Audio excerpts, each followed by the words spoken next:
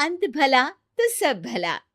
रोली की शादी उसके माँ बाप एक आलसी लड़के से करा देते हैं। चलो, रोली की शादी हुई और हमने गंगा नहाई। और क्या, बेटियां तो होती ही हैं बोझ। हाँ, पर अब क्या चिंता, उतार तो दिया बोझ तुमने, अब वो लोग समझे। ससुराल में रोली का पति कहता है, देखो, मैं कोई काम नहीं करता, ये बात तुम्हारे मम्मी पापा को बता दी थी मैंने। अब जो किराया आता है दुकान का, उसी से घर का गुजारा करना है। कभी भूल से भी कोशिश ना करना किसी चीज की डिमांड की। क्या मम्मी पापा को पता था कि आप कोई काम नहीं करते? और क्या, बड़ा अच्छे से पता था। उन लोगों को तो तुम बोझ लगती थी, बोल रहे थे कि बस शादी कर लो और कोई मतलब नहीं है। रोली को यह सुनकर बहुत गुस्सा आता है, लेकिन करती भी तो क्या, क्योंकि वो जानती थी कि उसके माता पिता ऐसे ही हैं। जैसे तैसे रोली दिन काट रही थी। रोली को एक प्यारी सी बेटी होती है। धीरे धीरे वो बड़ी होती है और उसके साथ उसकी जरूरतें भी बढ़ती जाती हैं। सुनिए जी, अब तो सिमी बड़ी हो रही है, उसका स्कूल में दाखिला कराना है। मैंने अब तक तो जैसे तैसे समय काट लिया, लेकिन मैं बच्ची की परवरिश में कोई कमी नहीं रखूंगी। अरे क्या है यार, अब तो लगता है कोई ना कोई काम ढूंढना ही पड़ेगा। अब पति रोज काम की तलाश में जाता और बिना किसी काम के वापस आ जाता। रोली समझ जाती है कि पति के अंदर अब काम करने की क्षमता नहीं है।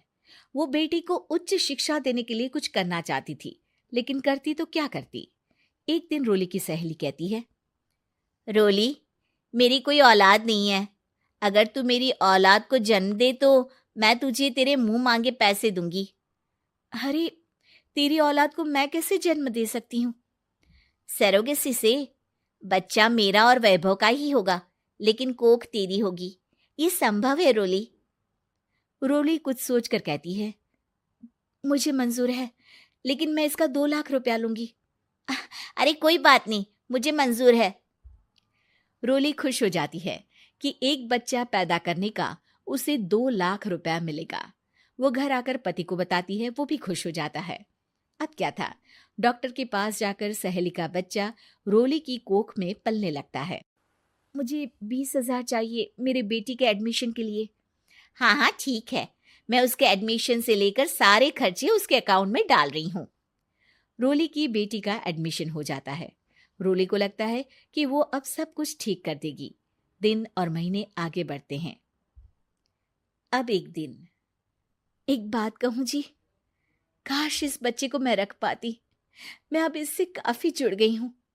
अरे यार, पता नहीं किसका बच्चा है, अपने पास है ना अपनी मुन्नी। हाँ, लेकिन अब मैं भी इस बच्चे से जुड़ाव फील करने लगी हूँ। लेकिन मैं ये जानती हूँ कि ये मेरा बच्चा नहीं है। दोनों की जिंदगी ठीक चल रही थी, लेकिन कहते ना कि सुख का पल ज्यादा लंबा नहीं होता। एक दिन रोली की सहेली का फोन आता है। रोली, मुझे अब ये बच्चा नहीं चाहिए, मैं अपने पति को छोड़ रही हूँ। अरे लेकिन मुझे पैसों की जरूरत है, बच्चा तुम्हारा है, मैं क्या करूंगी? सहेली बिना कुछ बोले फोन काट देती है, फोन स्विच ऑफ कर देती है। लेकिन रोली के जीवन का तूफान यहीं नहीं रुकता। रोली, मैं इतना भार नहीं उठा सकता। आज पढ़ाई का पैसा मांग रही हो, कल को शादी, कॉलेज और पता नहीं क्या क्या। मैं तुम्हें छोड़ रहा हूँ, अपनी बच्ची उठाओ और निकलो इस घर से। अरे पर मैं कर तो रही हूं ना बच्चे के लिए काम, आप आराम से रहिए ना। क्या काम कर रही हो, देख रहा हूं मैं। ये छोटा शहर है, यहाँ लोगों को बात बनाते वक्त नहीं लगता। तो मैं क्या करूं? ज्यादा पढ़ी लिखी नहीं हूं, कैसे घर के खर्चे चलाऊं? और आप तो काम करना ही नहीं चाहते। हाँ, ना चाहता हूं और ना ही करूंगा। रोली को पति की बात पर काफी गुस्सा आ जाता है। ठीक है, अगर मेरे जीवन में संघर्ष ही लिखा है तो वही सही। इस वक्त पति होने के नाते आपको मेरा साथ देना चाहिए था, लेकिन नहीं, आपने तो इस हाल में मुझे घर से बाहर निकालने की बात कह डाली। देखो, ये सारी फालतू की बातों के लिए वक्त नहीं है मेरे पास। रोली, जिसकी कोख में किसी और का बच्चा था और साथ छोटी सी बेटी, पति का घर छोड़कर रास्ते पर आ जाती है। रोली के पास मायके के सिवा दूसरा कोई रास्ता नहीं होता। अरे रोली कैसी है? कितने दिनों के लिए आई है? हमेशा के लिए माँ। वो माँ को सारी बात बता देती है। ओए लड़की, इतनी हिम्मत का काम कर लिया। अरे ना ना, यहाँ कोई जगह नहीं है। तुम तो अपना बोरिया बिस्तर उठाओ और निकलो यहाँ से। रोली के पास अब मायके का रास्ता भी नहीं बचता। वो चुपचाप बच्ची को लेकर जा रही थी कि उसे दर्द होता है और वो डॉक्टर के पास चली जाती है और फिर वहां वो एक प्यारे से बेटे को जन्म देती है। कितना प्यारा है, कितने अभागे हैं इसके माँ बाप जो इसके पैदा होने पर भी नहीं है। तभी वहां डॉक्टर आ जाती है।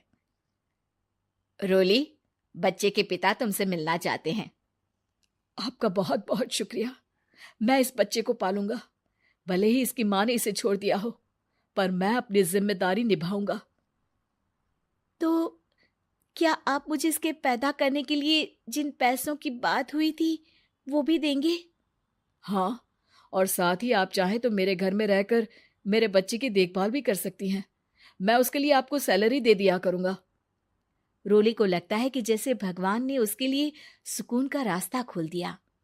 वो अब मुकेश के साथ उसके घर चली जाती है, जहां रहकर वो उस बच्चे की देखरेख करती है। अब मुकेश के घर को रोली अच्छे से संभाल लेती है। उसके लिए खाना बनाने से लेकर बच्चों की देखभाल और घर की देखरेख। धीरे धीरे मुकेश को रोली से प्यार हो जाता है।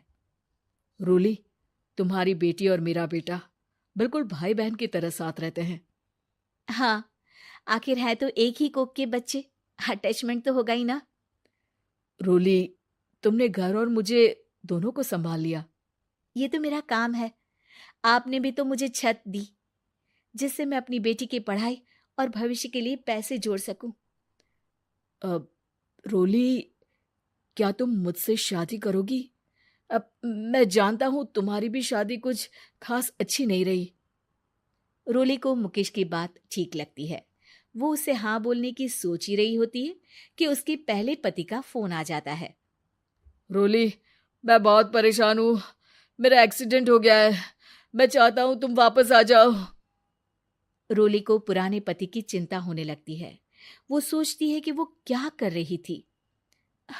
हाँ हाँ ठीक है, मैं आ रही हूँ। हाँ रोली, आ जाओ, लेकिन बच्ची को कहीं हॉस्टल में छोड़कर आना, क्योंकि मैं नहीं चाहता कि हम लोगों के बीच फिर से वो सारी बातें हो। रोली को समझ आ जाता है कि पति आज भी सुधरा नहीं है। वो पति के पास जाने से इनकार कर मुकेश को हाँ कर देती है।